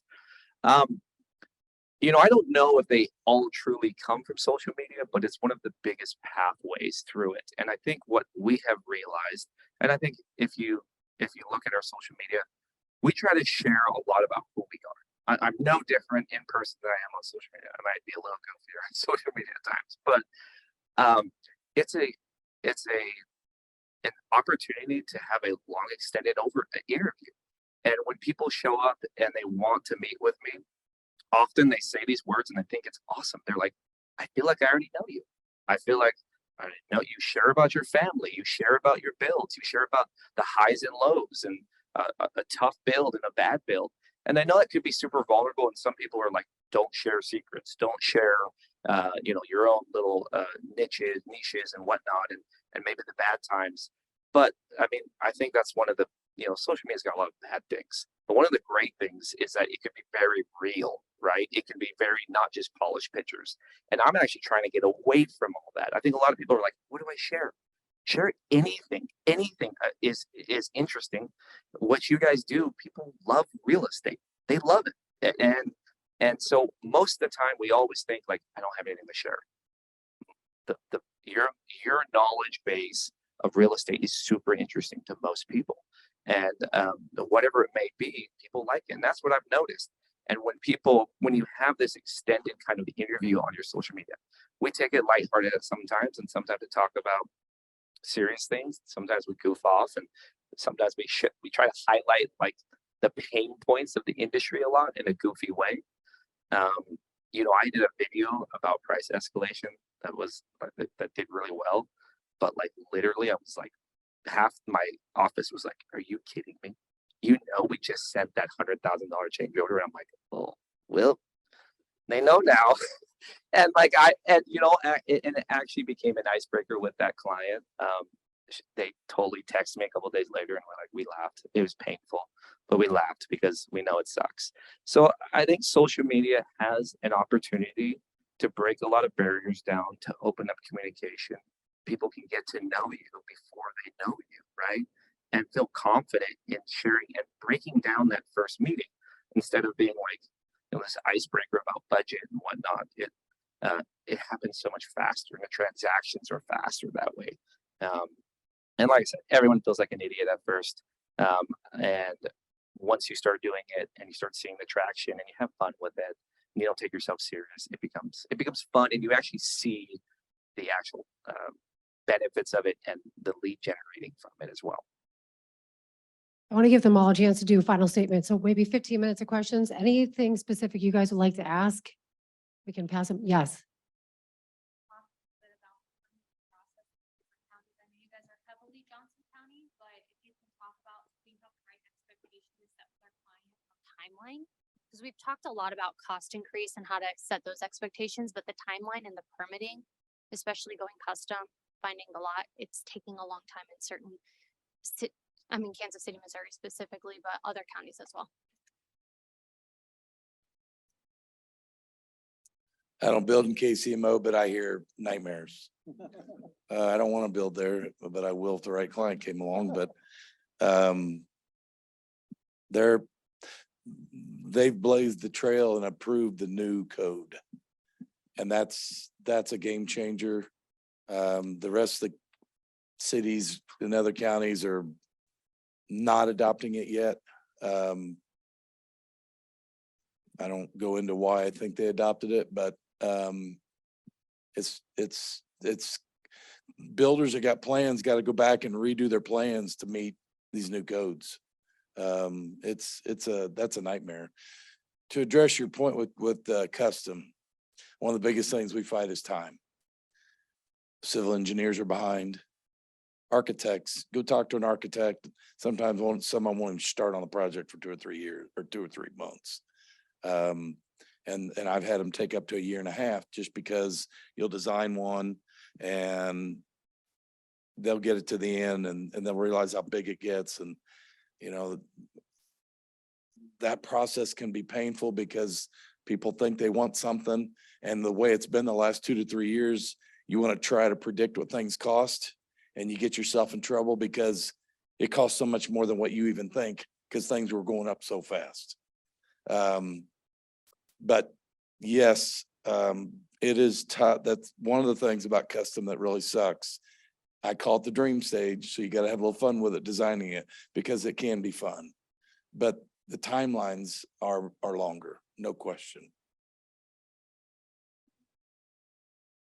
And I would say even if it's not a true custom, our timelines, what we tell, customers is from once we write contract, if we're doing a build job that's the same house we built before, it's going to be at least 3 months before we break ground. At the earliest. So by the time we get the plans done, we still have to go back to the architect. We still have to get a plot plan. We still have to go through engineering. Some cities, we're 2+ months for permits. Some we're turning them around in 2 weeks. So it really just depends on what city that we're dealing with. But in Johnson County, we try to tell people, it's at least about a 3 months if we're not making any architect changes at a minimum. And then, to Bruce's standpoint, if you're making changes, it could be, for us, 6 to 8 months before we break ground. I'll add, same thing here with permits and engineering. Going through the process there is painful and long. But one of the beauties about building with Don Julian Builders is we have 3 architects on staff. So it doesn't quite take as long to get a plan through. Just wanted to throw that out. Yeah, I have 4. So in KCMO specifically, I would talk about, if you're interviewing builders, ask them about their permitting process.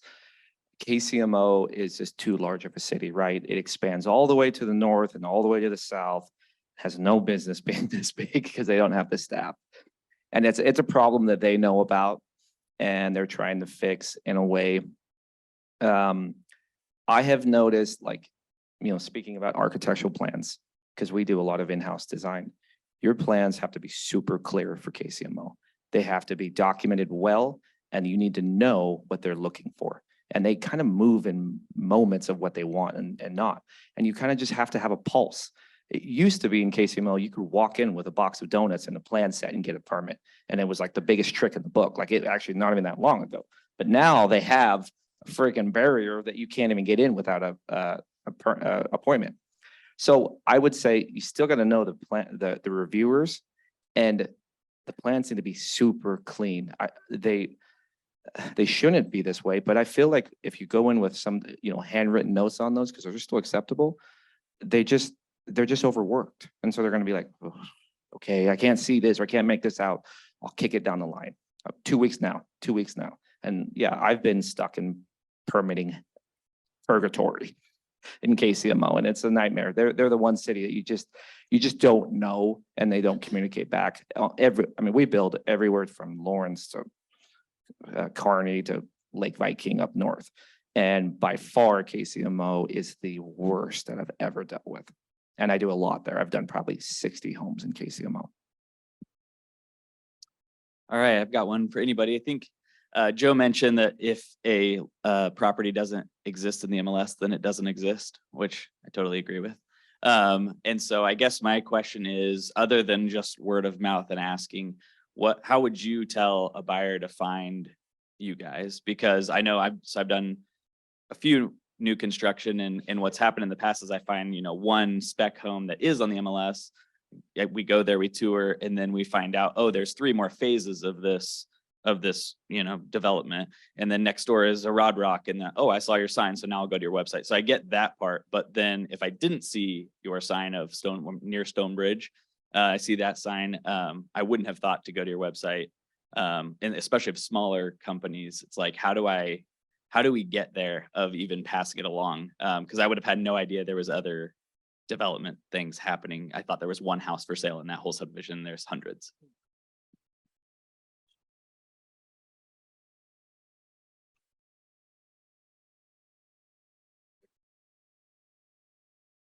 You're right. A lot of the specs aren't entered into MLS until maybe a roof is put on. So the best thing to do is not only go to the website to find out what the areas that the builder's in, but call these sites, the on-site agent, and just ask them, what do you have going up? What's at foundation stage? What's at framing? Because they're not going to be in MLS for the most part. They typically won't put them in because you can't really walk through anything, and everybody gets upset when you go out there and there's a foundation. So, and especially if you don't have a model of it, it can get frustrating. So that'd be the best thing to do, I think, is just call the agents on site and find out what's going on, what's going up. What do we have, for the future? Tell you, before I ever go out and show a new home in a particular neighborhood, I always email the on-site agent a day or 2 before and ask them to send me their most recent inventory sheet. And that's always going to have the stages on it, because like in our neighborhood, we typically list 2 or 3. And earlier in the year, we had over 30 under construction that were available, but I just didn't want that out there. So I think you've got to work with that on-site agent. That's where you start that relationship. And then I'd also say for Rodrock, through rodrock.com, we go ahead, we market other builders as well. So it's just not Rodrock Homes that builds in our communities. So we'll have a list. We probably have close to 300 specs that are listed through rodrock.com and different builders. So even if you talk to one agent and let's say it's Stonebridge and you're calling the Stonebridge saying, hey, what inventory is out there? They'll tell you what's in Stonebridge Trails, what's in Stonebridge Park, what's in Stonebridge Point. They can help communicate and point you in the right direction through all the Rodrock communities that are out there and all the inventory. And we'll probably have close to 20 different builders building in our communities as well, and can get you in contact with those builders as well. This is maybe a dumb question, but I'm just curious. And I'm early in my career. I've never done new construction before.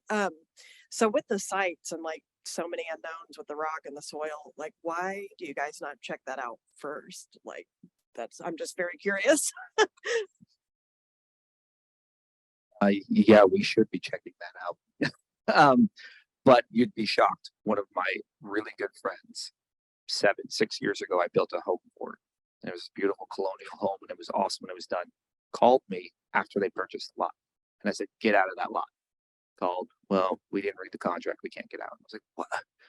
Why would you not call, the builder anyway? Because they had $60,000 of rock. I mean, we were pulling sedan size rock out of this thing.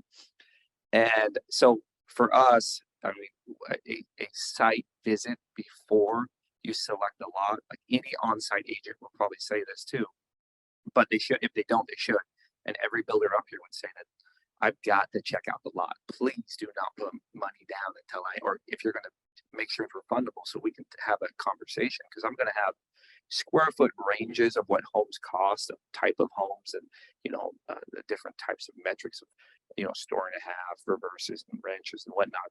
But that site cost and then neighborhood like development requirements is going to be really big, because especially when you get into like estate homes, there's going to be architecture requirements on the outside of the home. There's going to be it's kind of died off, but it used to be window requirements a lot, like what type of windows you're going to put. There's a landscape requirement. Sometimes there's natural stone requirements, roofing requirements. There's all these other requirements that are design orientated that they're dictated by typically an on-site agent will give a person. I can't think of the word. What is like the design package? What is that usually called in a development? Why can't I think of it? Like your design guidelines, your CCNRs. There you go. I swear I built. And but then there's all types of site, and a builder has to evaluate. If not a builder or great developments, the agent has already done this with the developer and a builder, and the agent will tell you, expect rock there. That person spent this, and we've talked about that several times. So I would first go to the on-site, and then a builder. I want to see every lot before buyer actually buys it. And there's two types of site cost, really. I mean, one is rock. We've talked a lot about rock, and rock's we know there's going to be rock out there or not in certain communities. And sometimes we hit rock on one lot, and the next door we don't hit any rock. It's all good. So it's tough to say every single rock, but we have communities where there's rock everywhere. Every lot's rock, and we'll communicate and we'll tell buyers up front, hey, we're going to hit rock. But there's also soil conditions that it's not rock that we don't know. I mean, when you look out there and you see that nice black dirt, you're like, wow, this is perfect. There's no rock. It's black. I'm going to have great grass. Well, from a builder, that doesn't look good. That's not what we want. It's not going to hold the house. So we may have to pier it because of the site conditions, because it is original dirt that's been there for hundreds of years, but it won't hold. It doesn't have the PSI to hold up a foundation. And that's something we won't know until we dig down. Sometimes we dig down, we can go down a couple more feet and get out of it. Sometimes we can't. And we just have to go ahead and pier and move forward with the house on piers because it's good, what we call good virgin dirt. From a development standpoint, a developer will have some ideas of where you're going to have rock, where you're going to have fills based upon when they put the sewers in. And so there's engineering that will show some of that. That's one of the things you always talk about, site costs. I mean, you've got to set the expectation of site cost. So typically the first or second meeting you ever have the people, you're going to be looking at the lot or the ground. Lots are much more easier to tell what you're going to hit versus going out on a piece of property, because on a piece of property, I don't got nobody else around me. I'm going then by what I see and kind of look the lay of the land and kind of get an idea. You still get surprised. I mean, I built one up in Wyandotte County. I'll never forget. We built it into a hillside, thought we were going to hit all rock, and it was all sandstone. I'd never seen anything like it. So sometimes it goes in your favor and sometimes it doesn't, but it could be piering. We could be rafting. Rafting basically is you're going to build up AB3. You only want to go, if I've got to go down 3 feet to get to good soil. So let's say we're in black soil. Black soil is not sustainable. It will not hold weight. It compresses, it moves. So you got to get through that. So let's say you had to go dig 3 feet to get down to clay or whatever it is. At that point, you can, what we call rafting is you build it back up in 1 foot lifts or 8-inch lifts, depending on what the engineer does. You compact like an AB3, which is kind of a rock with fines in it, because it'll pack tight. And there's all kinds of different specs because the engineers got to look at it. But it's cheaper to do that than piers. So if I had that opportunity, I'll do it, but 3 foot's about max. And then after that, you're gonna be peering, you know, you used to see some spread footings, but you don't see much of that anymore. The engineers have gotten harder and harder and harder. To be honest with you, if anybody ever tells me that homes today are not built as well as the old days, they're crazy. Our products are better. The engineers are, what they're specifying now is, I mean, it's twice what it used to be when I started. I mean, they're engineers they're covering their ass, to be honest with you. Okay, we probably have time for one more real quick. My name is Ram. Actually, I came from India and I'm familiar with reinforced concrete structures. Just I'm comparing from there to here. There is a lot of foundation cracks, even in the new construction, even after 1 year, after 20 years. It doesn't matter. We are looking cracks in the foundations, which is a pain to the future owners who are living in this home. And is there a way, anything preventive during construction, adding some additional reinforcement or steel or concrete or something which is structurally, because we know the weather in the Kansas, it's definitely different weather and it takes all concrete and foundations. That is so expensive. Is there a way as a builders panel, we can take any advice, suggestions on this matter? I didn't quite catch everything he said. But Yes. Bottom line, you talk about quality of foundations and things you can do different to maybe to eliminate cracking or whatever. Again, we're putting twice as much rebar in them today than we used to. You can spec a different level of poundage of concrete, which is basically the mix to where you're putting more Portland in it to make it stronger. Most guys are pouring a 300 or 3,500 pound mix. We're pouring a 4,000 pound mix. You could pour the basement perfect and still get cracks because a lot of it's coming from upheaval of soil. I could sit here for an hour and tell you what I've learned about things I do with my foundations, especially on walkout lots, that caused me problems in the old days that you spend $40,000 or $50,000 to fix. And I learned what caused it, and I've changed the way I do things for that. So yes, there is some things that most guys don't know that that can change having issues based upon how you did the construction. So, and it all evolves around water. Water, if you don't take care of the water, the foundation drainage, and let's say you go into a 5-year-old home and it's got a bunch of cracks and it's settled all the way around the foundation. You got downspouts going down and they're dropping right there. They don't have them. Hydro pressure will crack the walls. That'll also cause heaving. I've seen people go back in and put fill around their foundation because it's settled. Well, they didn't think about the sprinklers. So then they covered the sprinklers up. Every time the sprinkler comes on, the water settles back down. I had one in Cedar Creek, and which will cause heaving. I had one in Cedar Creek, 10, 12-year-old house, great customers, awesome customers, called me and said, man, we got a crack in our garage and we don't know why this is happening. I go out there and I'm sitting there looking at it, I'm thinking about it. And it was just one corner. It went up. You could see by the way the cracks were, which way it moved. And it was obviously that corner heaved. I went outside. There was the downspout used to tie into a drain that extended it away from the house. That had sunk. The downspout was just dropping straight on the ground, making a hole, and had been doing it for a long time because you could see a depression where the water was sitting, and that's what made that corner go up was water. So it isn't always about a poor quality. It can be about things we can't control.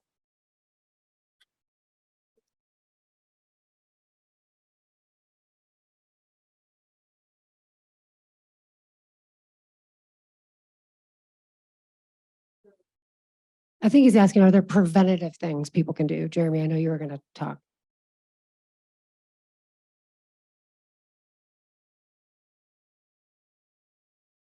Yes, there's things you can do to help prevent even in construction, yes. Most of what causes it though is lack of maintenance. Maintenance. I have one more question. Yep. This one is for Joe. We had some people wondering if it's challenging to build homes while you're flying back and forth to the set of Ted Lasso. Boom. Oh my gosh. You guys want to just really quick, final, anything you want to share? Because I don't want to keep people here too much past our time. Love just last thoughts, anything you want to share? Jerry's going to give another pitch for himself. Hey, hold on to your pants.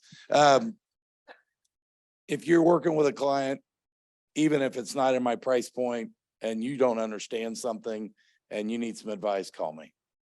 I've done this for 34 years. I poured basements from the time I was 10 and built my first house when I was 22. So I've done this forever. But if you got questions, don't ever be afraid to call me. Do you really want to? I gotta stand up for this. Be careful when you call Bruce. When I was an agent on site, we were talking about site cost. There was this person who, wanted to build on this lot. It was fully treed. So we thought, well, let's go out with you and check out the lot and we'll see what trees can stay and what's got to go. So we get out there, Bruce is out there with me and the other person's with me and the client. Let's be clear. Unbeknownst to me, Bruce steps on this rather large twig. Well, this twig went right up and boom, right inside. I'm thinking, was that a snake or was that the guy next to me grabbing me? Yeah. So I screamed louder than a 6-year-old girl. I mean, it was the loudest scream I think I ever had. But be careful when you're on site with him. No.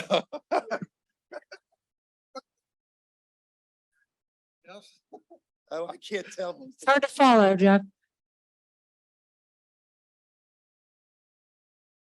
I think if you're in this room, I don't think you're of this mindset.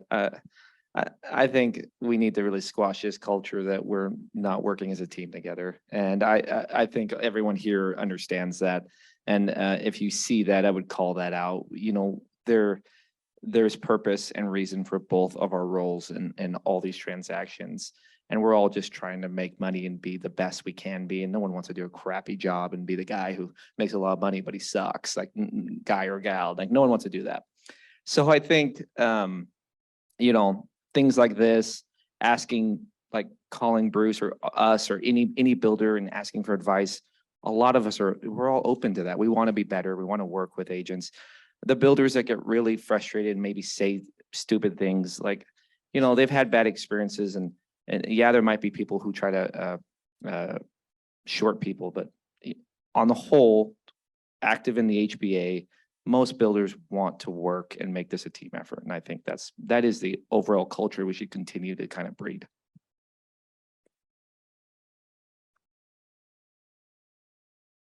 I guess I'd add in that new homes isn't really that scary. I mean, I know a lot of agents come out and like, hey, I've never done a new home. I don't understand new homes. Really, we are all here, just like we've been talking about. We're here to help. We're here to help educate you. We have on-site agents.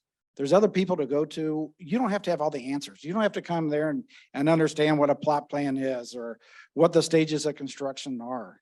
I mean, that's what the on-site agents are there to help you with, is that process and educate you and your buyers.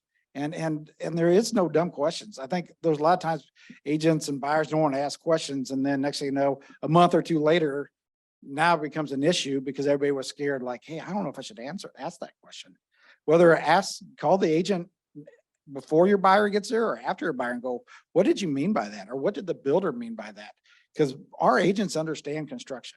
They understand what's going on and they can help you look good. So just keep in mind, new homes is not scary. It's a different process. There's different stages of houses. You can still get paid commission in a quick amount of time, buy an existing spec. I mean, there's different, or do something up front. I mean, so there's different ways to get paid. We're here to make sure, I guess really you look good. So if there's any questions, just let us know. Jeremy? Nope. I got one little thing. Oh, I'm sorry, go ahead. No, please. I thought you were- I've sold real estate my entire professional career and built homes. And if anyone has any questions along the way and you're curious about what a contract says, or you want to understand what a cost is going to be, and you don't want to go to that on-site agent or that builder, please feel free to reach out to me. I kind of geek out over it. I really have 2 full-time jobs, which is rather difficult, but I love them both so much. I don't want to give either one away. And that's all I have to say. I think, like Jeff said, new construction doesn't have to be scary. It's really all about communication and leaning on that team that's putting together that whole property and making that collective client happy. Only thing I was gonna say, as an agent at the table, you got your builder, you got your client, your designers, whoever all's involved. You just gotta remember there's one focus. And your focus is, nobody's here to get the award for being whoever they are. You're there, we're all there to build these people their dream home. And as long as we always are looking at the end of the path, you all work together to get to that. And then I have had to have that conversation with agents in the past, say, you forgot why we're here. Quit worrying about this kind of stuff. Let's just focus on why we're here. We're here to make sure these people are happy and we build them what they want. Love it. Can you guys give them a huge round of applause?